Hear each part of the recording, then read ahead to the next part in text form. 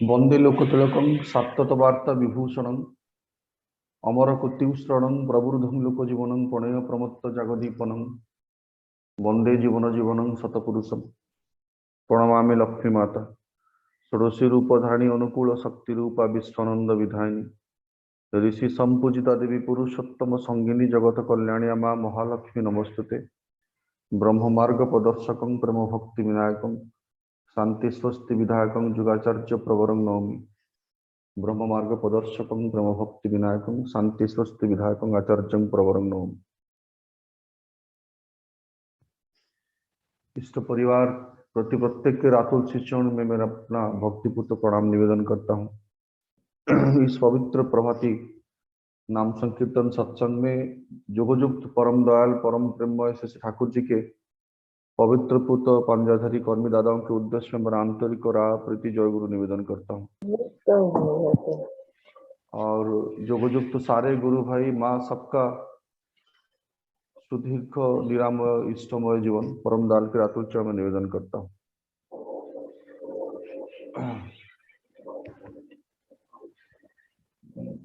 श्री ठाकुर जी का बोला हुआ है कि उषा नेशाय मंत्र साधन चला फेराय जप যথা समय इष्ट निर्देश मूर्त कराए तप।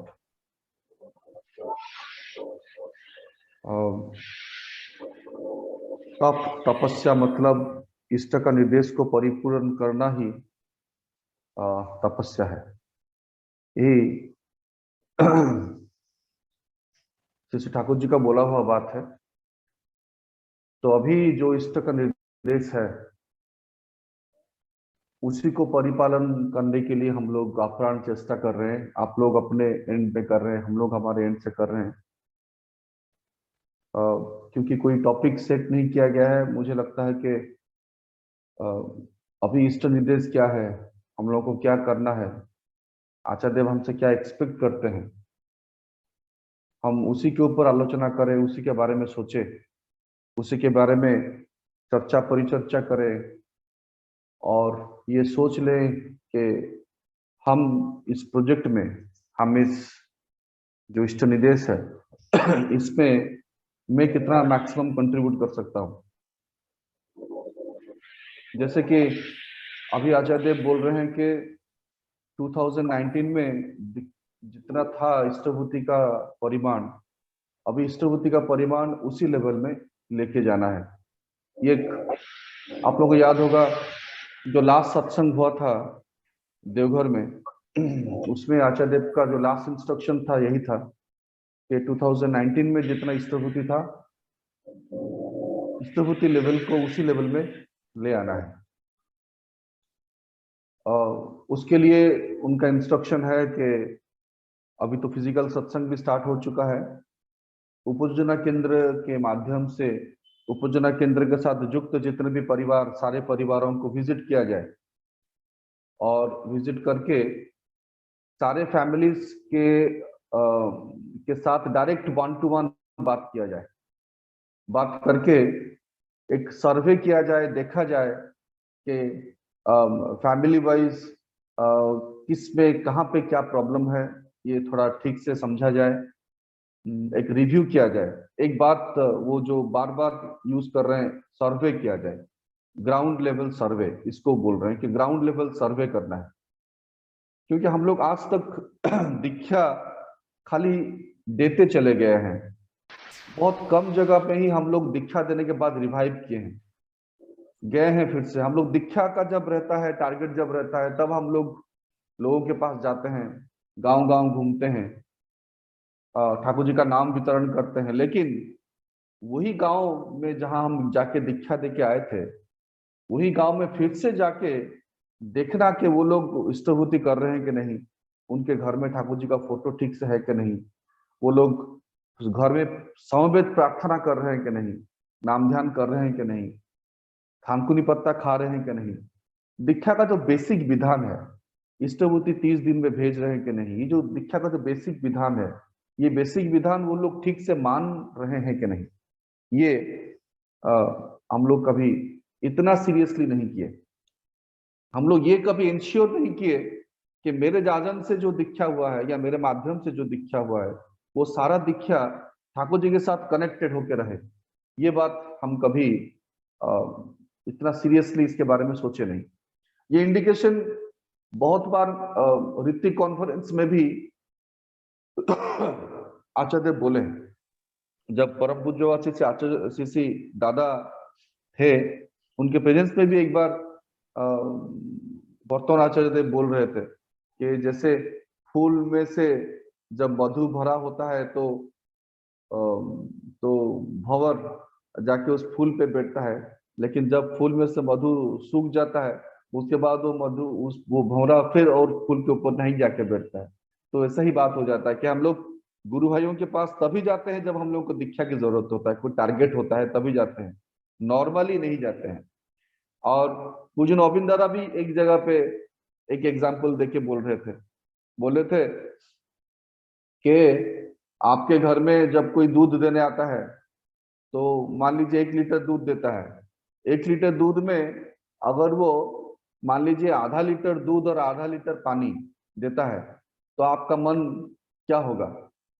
आपका मन कैसा रहेगा? आपका मन जरूर खराब हो जाएगा कि मुझे ठग दिया, ही चीटेड मी, ही डिसीव्ड मी, कि आधा लीटर दूध दिया उसमें आधा लीटर पानी मिला दिया, तो ये तो ठगना हुआ। तो बोल रहे थे कि आप लोग कर्मी लोग जब श्री श्री ठाकुर जी के पास, क्योंकि सारे ऋतिक कॉन्फ्रेंसेस में हम लोग सबमिट करते हैं कि इतना दीक्षा हुआ, एक दीक्षा का नंबर आता है कि मेरे माध्यम से कितना दीक्षा हुआ। जब आप लोग जाके ठाकुर जी के पास यहाँ दीक्षा पत्र सबमिट करते हैं और बोलते हैं कि मेरे माध्यम से 50 दीक्षा हुआ, 100 दीक्षा हुआ, लेकिन 100 दीक्षा में से इष्टभूति 10 का ही आ रहा है, 100 में से 10 ही लोग दीक्षा इष्टभूति कर रहे हैं, बाकी 90 तो नहीं कर रहे, तो 90% पानी मिल गया, ऐसा बात हो गया। तो ये इस तरह का आचरण से आपको क्या लगता है कि आप नहीं ठग रहे, आपके गुरुदेव को आप नहीं ठग रहे?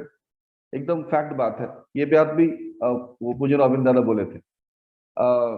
ये सारा बात इंडिकेट कर रहा है एक चीज को कि हम जो दीक्षा दे रहे हैं, हम जो गुरु भाइयों को, नए नए लोगों को जो ठाकुर जी के चरणों में ले आ रहे हैं, हमको इंश्योर करना है कि ये एक भी दीक्षा जैसे विच्युत ना हो जाए, मतलब वो मलिन जैसे ना हो जाए। यही this is the need of the our.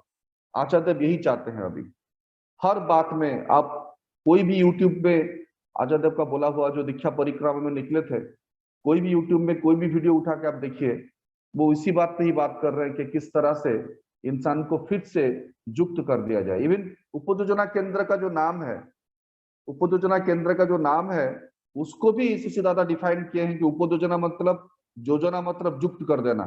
ये खुला है इसीलिए ताकि जो बिछड़ गए हैं उनको फिर से अच्छे से ठाकुर जी के साथ युक्त कर दिया जाए। यही पर्पज से इसको खोला गया है। इसीलिए आप देखिए और भी एक इंडिकेशन है, जैसे अभी जो दीक्षा पत्र का काम चल रहा है, अभी एक वर्ल्ड वाइड दीक्षा पत्र रेक्टिफिकेशन काम चल रहा है। मुझे लग रहा है आप लोगों, आपके यहाँ से भी बहुत सारे गुरु भाई इसमें ज्वाइन किए होंगे। ऑनलाइन ये चल रहा है, जो पूजन गोविंद दादा का इंस्ट्रक्शन है कि दीक्षा पत्र हम जो फिलअप करते हैं, देखिए कितना माइन्यूटली उनका जो प्रोजेक्ट है, कितना माइन्यूटली वो इस पे काम कर रहे हैं। दीक्षा पत्र में जो ऋतिक दादा भरते हैं दीक्षा देते समय, वहां पे नाम उसका रहता है, परमानेंट एड्रेस, प्रेजेंट एड्रेस, उसका पिताजी का नाम, उसका एड्रेस, मोबाइल नंबर, हाँ, उसका परिवार में कितने लोग दीक्षा लिए हैं, उसका वर्ण क्या है, उस वर्ण क्या है, उसका उसका सारा चीज, ये डिटेल्स जो हम लोग भरते हैं। कभी कभी हम लोग क्या करते हैं, ऋतिक दादा लोग भर लेते हैं, दीक्षा देते समय क्या होता है, हम लोग जल्दबाजी में हम लोग नाम लिख देते हैं, बस थोड़ा एक शॉर्ट जैसा फॉर्म में लिख देते हैं, थोड़ा थोड़ा करके लिख देते हैं। We are not that concern के ये चीजें बहुत प्रॉपरली भरा जाए, तो हम लोग जल्दबाजी में भरते हैं। और कभी कभी ऐसा भी होता है कि ऋतिक दादा लोग जब देवघर जाते हैं उत्सव के समय, किसी और गुरु भाई के द्वारा ये दीक्षा पत्र भराया जाता है, तो वो अंडरस्टैंडिंग में प्रॉब्लम होता है। तो उसके चलते बहुत कुछ miss data data communication data जो है वो गलत भराया जाता है। मान लीजिए किसी गुरु भाई का परमानेंट एड्रेस प्रेजेंट में लिख दिया गया, प्रेजेंट एड्रेस परमानेंट में लिख दिया गया, उल्टा हो गया। कहीं नाम क्योंकि अगर आप करेक्शन हैंडराइटिंग सुंदर से नहीं लिखेंगे तब वो दीक्षा पत्र को जो लेके हम देवघर में सबमिट करते हैं, देवघर में उसको जब कंप्यूटर में एंट्री किया जाता है, अगर हमारा हैंडराइटिंग खराब रहा तो मैं क्या लिख रहा हूं और वो क्या समझ रहे हैं उसमें भी कुछ मिसकम्युनिकेशन हो गया। तो ये सारा जो मिसकम्युनिकेशन हो जाता है उसके चलते एक गुरु भाई का जो इंफॉर्मेशन देवघर में है वो एग्जैक्ट इंफॉर्मेशन वहां पे अवेलेबल नहीं है।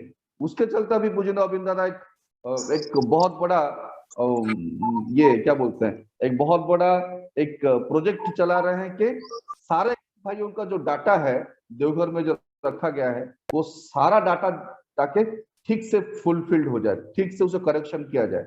इसलिए बहुत सारा सारे थ्रू आउट इंडिया सारे जितना स्टेट्स है, सारे स्टेट से बहुत सारे गुरु भाई मिलकर अभी इस डाटा को रेक्टिफाई कर रहे हैं।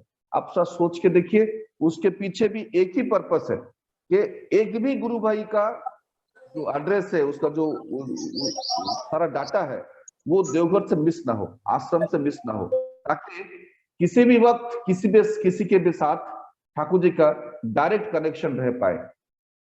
इसके चलते ये किया जा रहा है। तो ये सारा चीज यही एक इंडिकेट कर रहा है कि हम लोगों को ठाकुर जी के साथ प्रॉपरली कनेक्टेड कर दे। आचार्य देव ये बात बोल रहे हैं कि कोई अगर दीक्षा का बेसिक विधान मान के चल रहा है तभी उससे आप बड़ा काम करा सकते हैं। अगर दीक्षा का बेसिक विधान वो नहीं मान के चल रहा है तो उससे आप कुछ बड़ा नहीं कर सकते, मतलब वो जीवन में बड़ा कुछ नहीं कर पाएगा। तथाकथित तो कुछ काम कर सकता है लेकिन बहुत बड़ा कोई प्रोजेक्ट में आप उस आदमी को नहीं लगा पाएगा, नहीं होगा। इसलिए बोल रहे कि इंश्योर कीजिए घर घर जाके, ताकि ये जो बेसिक विधान है ये ठीक ठाक चले, मतलब ठाकुर जी का फोटो उसके घर में रहे। पहला बात वही बोल रहे हैं। फिर देखिए चीजों को और सिंप्लीफाई भी करते रहे। बोल रहे हैं कि जैसे दीक्षा के समय हमको बोला जाता है कि आप लोग मतलब हम लोग को हर रोज प्रार्थना करना है, एवरीडे प्रेयर करना है, एवरीडे नाम ध्यान करना है, एवरीडे प्रार्थना के बाद गुरुजन को प्रणाम करना है, एवरीडे प्रणाम प्रार्थना के बाद सत्यानुस्मरण का पाठ करना है। ये सारा चीज एवरीडे करने के लिए बोला जाता है, हर दिन करने के लिए बोला जाता है। लेकिन आप देखिएगा आचार्य देव का वीडियो में देख रहा था, वहां बोल रहे कि आप घर में जाके लोगों को बोलिए अगर हर रोज प्रार्थना नहीं कर सकते हैं तो एटलीस्ट शुक्रवार को प्रार्थना करने के लिए बोलिए। अगर हर रोज ठाकुर जी का नाम ध्यान नहीं कर पा रहे हैं तो एटलीस्ट शुक्रवार को नाम ध्यान करने के लिए बोलिए। एटलीस्ट सप्ताह में एक दिन, हफ्ता में एक दिन भी उस इंसान के परिवार में जाके उसको दीक्षा का सारा विधान आप उसको मनाइए। आप इंश्योर कीजिए कि उस परिवार में दीक्षा का सारा विधान वो लोग मान के चलेंगे, एटलीस्ट सप्ताह में एक बार। इष्टभूति और हर रोज करना है, लेकिन ये जो प्रार्थना, नाम ध्यान, सत्यानुस्मरण पाठ, एटलीस्ट ये सारा चीज जो है ये शुक्रवार दिन जाके आप उसको करा दीजिए उस परिवार में। क्योंकि अगर एक भी दिन अगर कोई इंसान ठीक से एक विधान को मान के चलता है, ठाकुर जी का जो विधान है, जिस तरह से इष्टभूति करने के लिए बोला गया है, इष्टभूति का जो बेसिक प्रोसीजर हमको बोला गया है, उस प्रोसीजर से अगर मैं इष्टभूति एक दिन भी करूं तो उस एक दिन का जो अनुभूति आएगा वो अनुभूति मेरा वो अविस्मरणीय अनुभूति है, अविस्मरणीय अनुभूति, उसको मैं भुला नहीं पाऊंगा। कोई इंसान एक भी बार अगर हिमालय का दर्शन कर ले, टीवी में नहीं, अगर उस आदमी को एक बार आप लेके हिमालय पर्वत के सामने खड़ा कर दें, वो जो दृश्य है वो दृश्य को जीवन भर नहीं भूल पाएगा। वो हिमालय के पास हर वक्त खड़ा नहीं रह पाएगा, लेकिन वो जहां भी रहे वो जो दृश्य है वो दृश्य को कभी नहीं भूल पाएगा। तो सिमिलरली जो एक जीवनीय अनुभूति है, जो हमारा सत्ता को फुलफिल करता है, ठाकुर बोल रहे ना कि सत्ता चाहे संवर्धना, सत्ता सचितानंदमय, असत निरोधी सतई, सचितानंदेर परिपोषक जा ताई धर्म, धर्ममूर्त हয়ে आदर्शे, आदर्शे दीक्षा आने अनुराग, अनुराग आने वृत्ति नियंत्रण, वृत्ति नियंत्रण आने ध्रुति, ध्रुति आने सहानुभूति, सहानुभूति निये आसे संगति, संगति आने संवर्धना, और ध्रुति निये आसे परिधान, तृष्णार एकांत निर्वाण, महाचेतन समुत्थान। ये हर सत्संग विहार के बाहर देखिएगा ये बाणी लगाया हुआ गया है। उसमें ठाकुर बोल रहे हैं कि सत्ता सचितानंदमय, असत निरोधी स्वतई, मतलब हमारा जो एग्जिस्टेंस है, ये जो हम भगवान हमको बनाए हैं, ये हमेशा खुशी चाहता है, आनंद चाहता है। आनंद चाहता है। हम लोग भगवान ऐसे हमको बनाया नहीं कि हम लोग निरानंद में रहें। हम लोग अपने कर्म के थ्रू निरानंद मतलब दुख मतलब दुख में रहते हैं, और हम लोग इतना आकस्टम हो जाते हैं तो हमको लगता है यही शायद सुख है। दुख में रहते हैं लेकिन हमको लगता है कि शायद यही सुख है। मतलब जैसे ठाकुर जी एग्जाम्पल देके बोल रहे हैं बोल रहे हैं कि ये वो ऊंट जो मरुभूमि में डेजर्ट में जो ऊंट रहता है, ऊंट तो डेजर्ट में मरुस्थल में तो खाने के लिए मतलब वो वहां पे पेड़ ज्यादा नहीं होता है, तो वहां पे वो कांटा वाला पेड़, नागफनी का कांटा का जो पेड़ है वो बहुत ज्यादा मिलता है। तो वहां पे जो ऊंट रहता है, ऊंट क्या करता है, उस नागफनी का जो पेड़ को खाता है। उसमें तो बहुत सारा कांटा रहता है, तो नागफनी का वो कांटे को जब वो खाता है तो खाते वक्त क्या होता है, वो जो कांटा सब वो खाता है और उसको बहुत टेस्टी लगता है। वो कांटे वाला पत्ता उसको खाता है, महा आनंद से खाता है और उसको बहुत टेस्टी लगता है।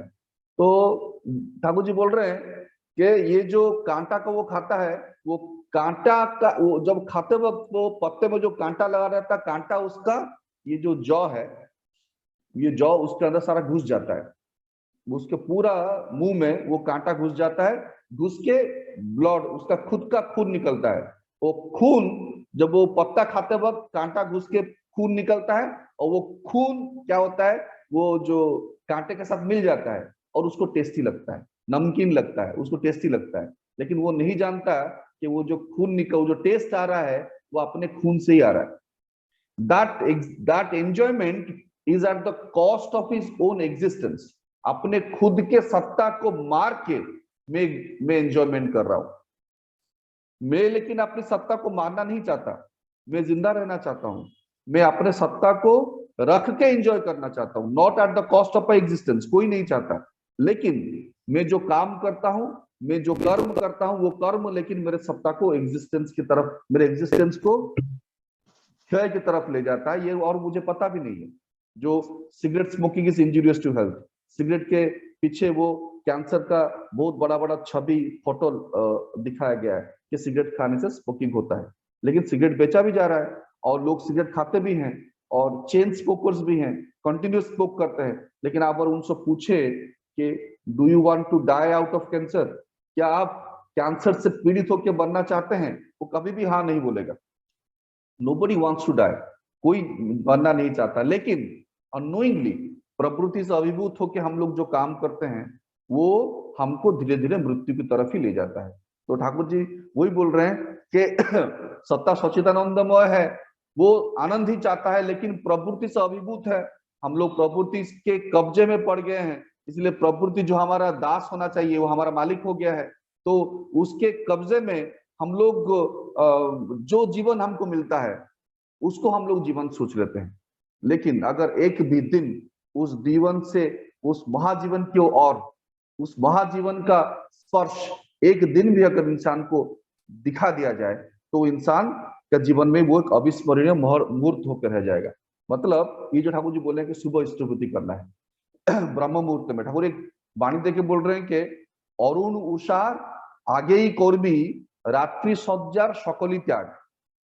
অরুণ উষার আগেই করবি রাত্রি সজ্জার সকলই ত্যাগ, সেই রাগেরই অনুরাগে করবি इष्ट भृतिर जाग।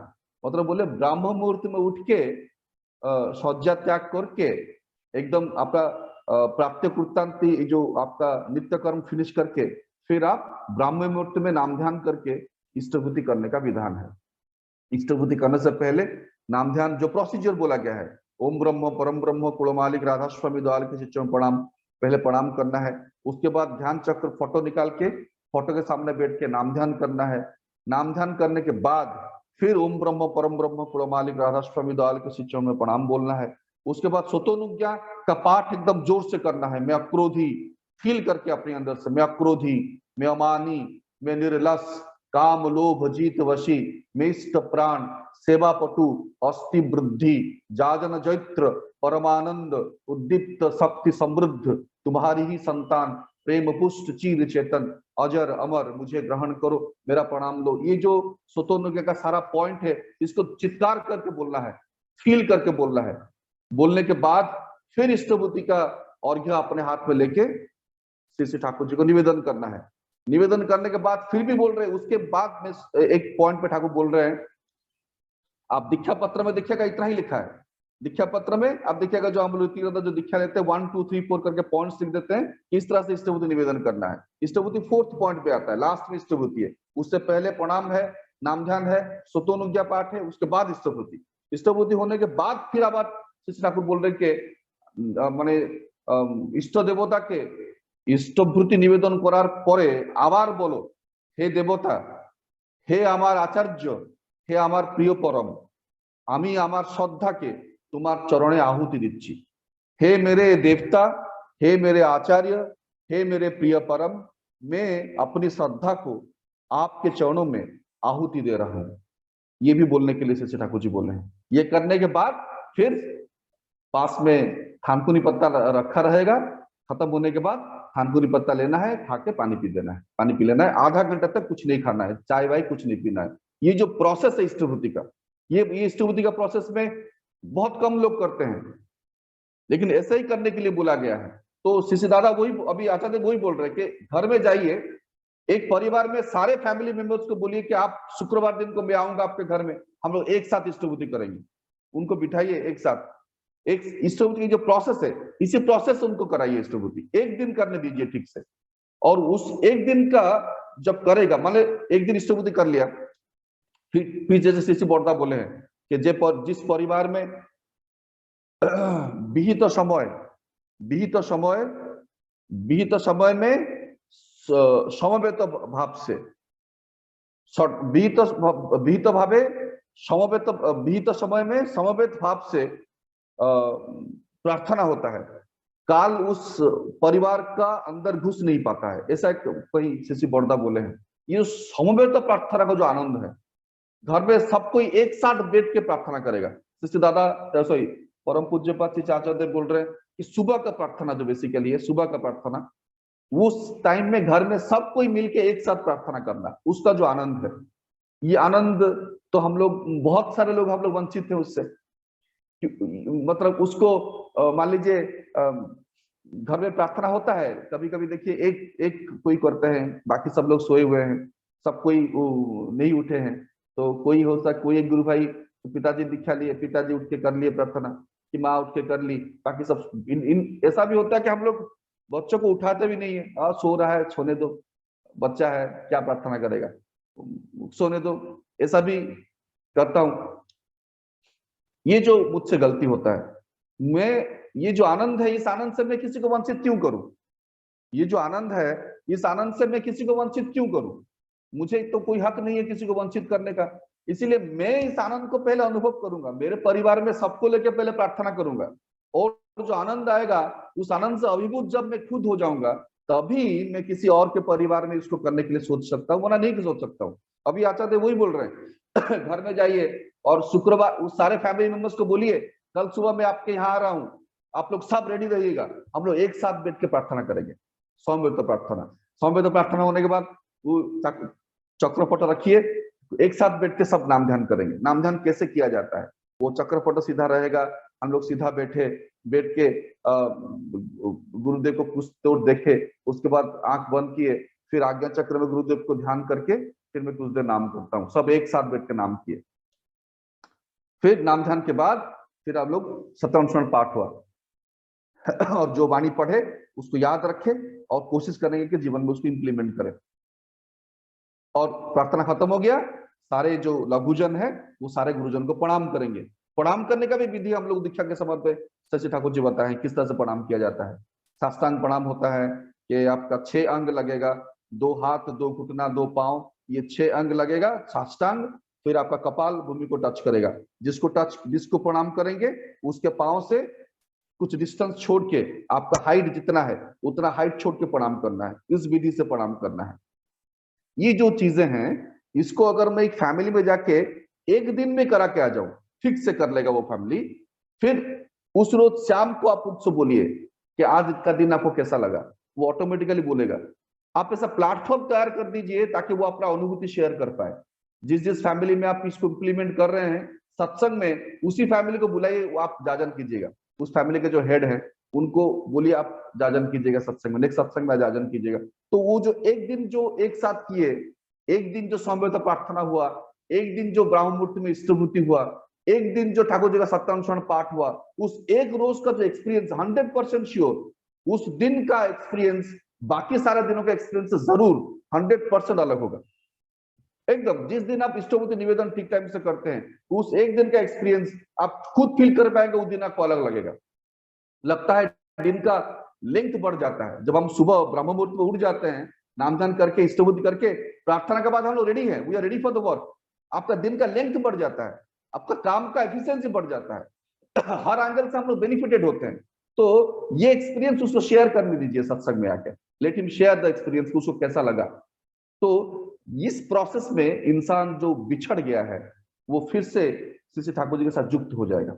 और जब हम किसी को युक्त कर देते हैं उनके साथ, उससे बड़ा सार्थकता का बोध कब और नहीं हो सकता। हम लोग इससे ज्यादा कुछ खुशी नहीं हो ही नहीं सकता है। ठाकुर जी बोल रहे हैं कि एक इंसान को उनके चरणों में ले आना, एक इंसान को जाजन करके उसका प्रवृत्तिमुखी चलन को इष्टमुखी चलन में कन्वर्ट कर देना, इससे बड़ा सार्थकता का बोध कुछ हो ही नहीं सकता है, उससे बड़ा प्राप्ति कुछ नहीं हो सकता है।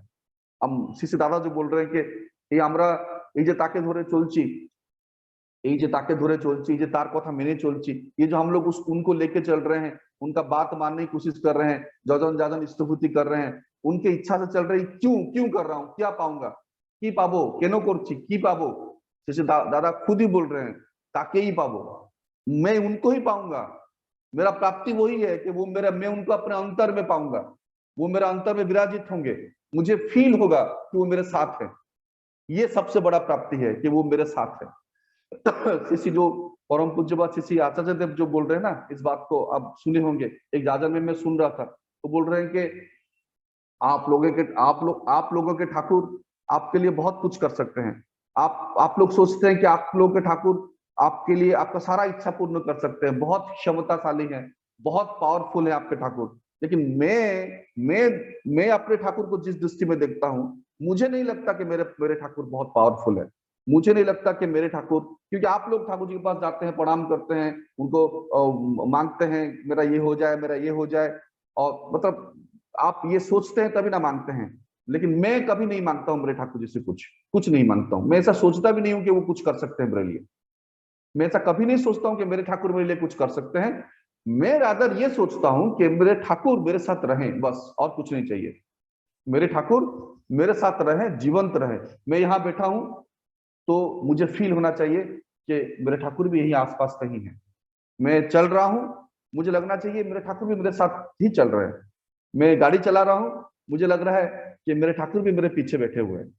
इस तरह से मुझे एवरी वक्त, हर टाइम मुझे लगे कि वो मेरे साथ है। तुम्हाके যখন মনে পড়ে ধরা মনে হয় জনহীন, তুমি আছো আর আমি আছি, बाकी सब तुम्हारे विलीन।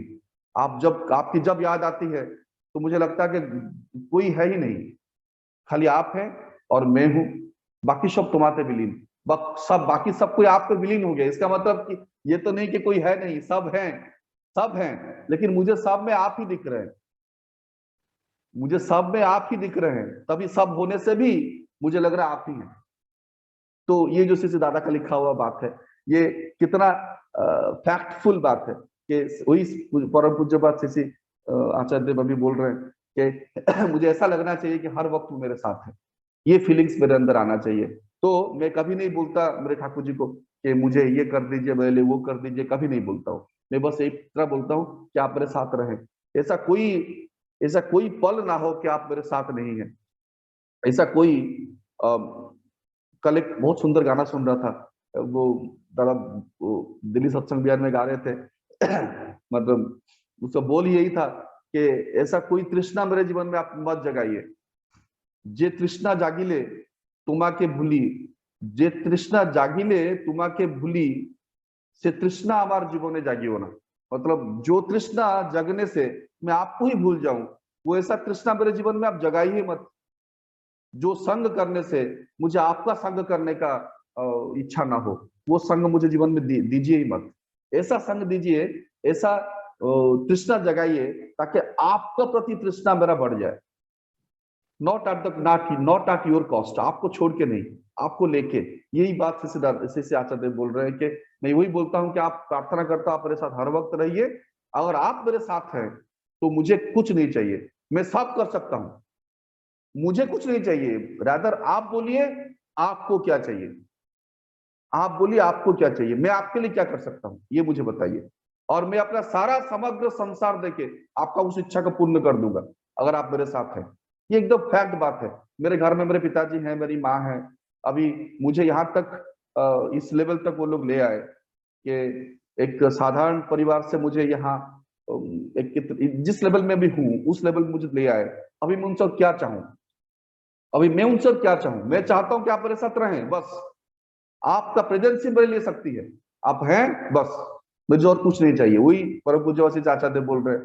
मतलब पिताजी माँ के लिए आप लिंक कर पाते हैं तो इस बात को मैं अपने पिताजी और माँ के लिए उसको लिंक कर पा रहा हूँ कि हाँ पिताजी माँ मेरे साथ रहे तो उससे बड़ा क्या चाहिए। मैं घर ऑफिस से घर आता हूँ, देखता हूँ पिताजी बैठे हुए हैं, माँ बैठे हुए हैं, प्रणाम करता हूँ। ये जो दृश्य है यही तो मेरा सबसे बड़ा अचीवमेंट है। कुछ भी ना मिले यही तो सबसे बड़ा प्राप्ति है।